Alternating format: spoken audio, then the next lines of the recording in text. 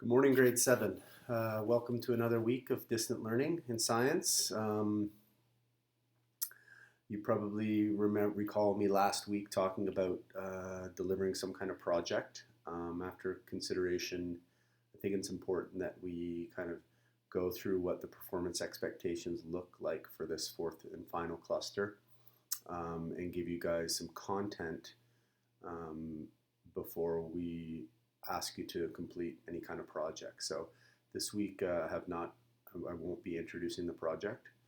And probably this week and next week, there's going to be more content driven information for science. And then once you guys have a little bit of background knowledge, then we can, in that final 2 weeks, put together a more condensed project for you guys to complete and show your learning evidence. Okay, so cluster 4 is all on reproduction.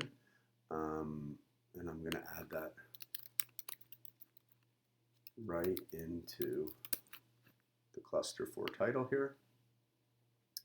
And I want to quickly talk about what the performance expectations are, because you did have 4 for this unit, but me and Mr. have decided to cut that down into 2. Okay, and these are the 2 that you'll be focusing on these final 5-6 weeks of school. And again, remember those last 2 weeks, end of May and early June, if there's a reassessment opportunity for you to take, that's when that will happen. Okay. Also, keep in mind that I'm grading this Monday, the 27th. I'll be grading your ESS 2.1 and 2.2 assessment. So just bear with me for that, and we'll have that updated probably today at some point. You'll have your grade for that. So these are the performance expectations for reproduction. MSLS Life Science 1.4, use arguments based on empirical evidence and scientific reason to support an explanation for how characteristic animal behaviors and specialized plant structures affect the probability of successful reproduction of animals and plants respectively. So this really talks about how some animal behaviors, whether they're calls, whether they're the way they build structures, this increases the likelihood that they will successfully reproduce. Same with plant structures. If you think about plant structures, how are they built so that we get successful reproduction of plants? And one thing I'm thinking of is like a Venus flytrap, which has specialized structures to help it consume its food, but it also can create its own food through photosynthesis like most other plants. So we'll be going down this avenue probably next week on more of the behaviors and plant structures, how they reproduce because of the way that they act and the way that they're shaped.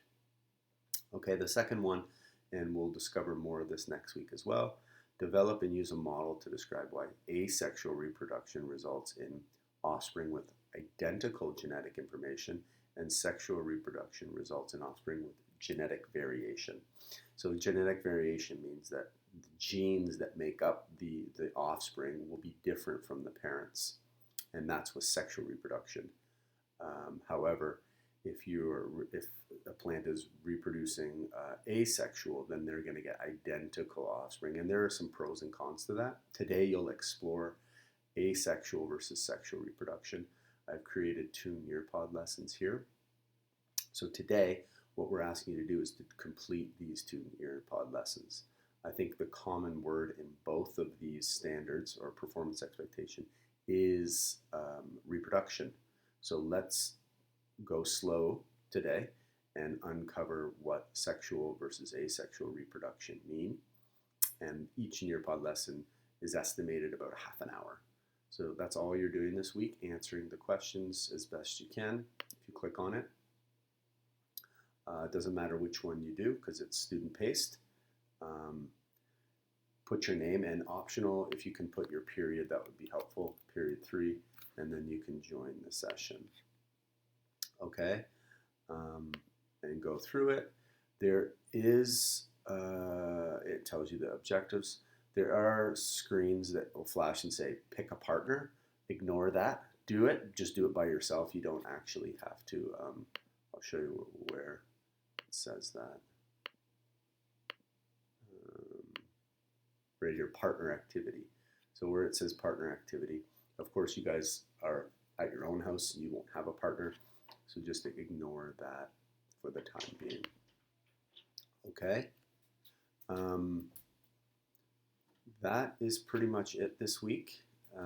I will be available for class when your class starts. There is no video conferencing. I won't be videoing with any groups this week, but I would like you to go into the chat. And when you go into the chat, let me show you how to get back into the chat. If I go chat here, when class starts, I would like you to come in with an attendance. So if you're period 3, which will start off the week with period 3 for me, when class starts at your time, I would like you to just write here, present, in, okay?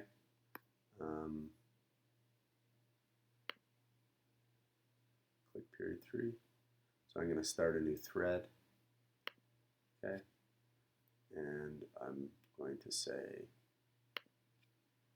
class attendance, April 27th, class attendance, and just put something like present, okay?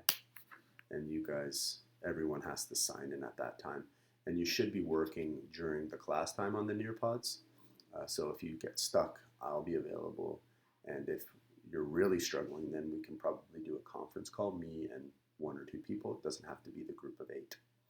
Okay, guys, that's it this week. Good luck. And don't forget to sign in during class time. Okay?